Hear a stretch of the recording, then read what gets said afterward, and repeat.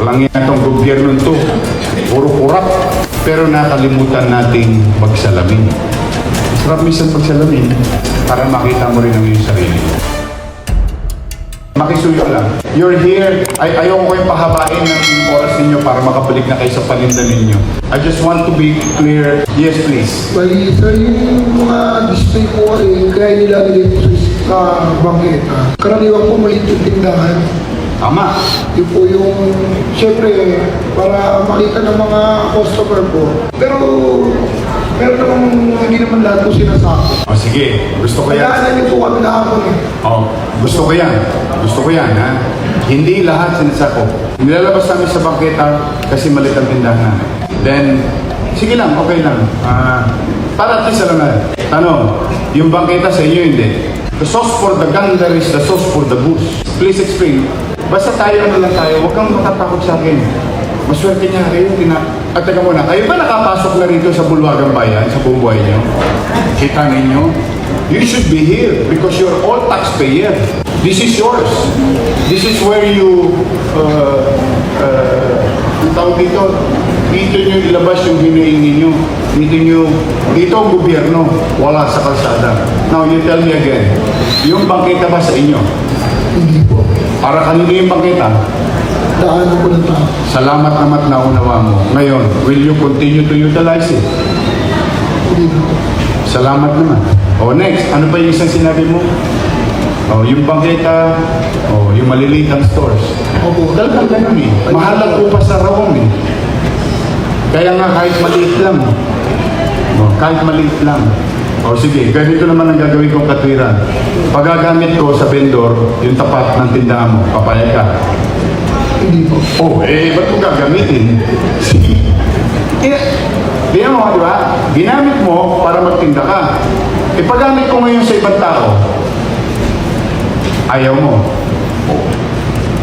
Kaya sabi ko, the sauce for the gander is the sauce for the goose.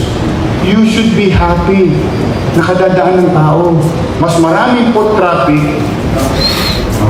mas marami possible na kliyente. At alam ko naman, may suki kayo. Yung pwesto sa Raon, pwesto lang yun. Tama, mali. Di ba darating na lang sila rito, tumawag na yun sa telepono, uy, order ako, sa Kabanatuan ako.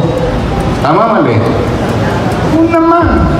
Pare-parehas natin alam ang negosyo natin. Yun yung point ko. Kasi alam mo bakit? Diyan kayo masasubject sa potong. You are the one exposing yourselves. You want me to govern? You want me to clear corruption?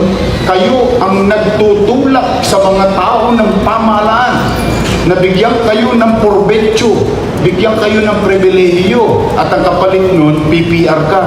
Yung PR, dati PR lang, magiging regular. Tapos pag may nagbagong district director, nagbagong mayor, nagbagong engineering, tataas, may hulihan, papataas ng presyo. Lagay ka na naman.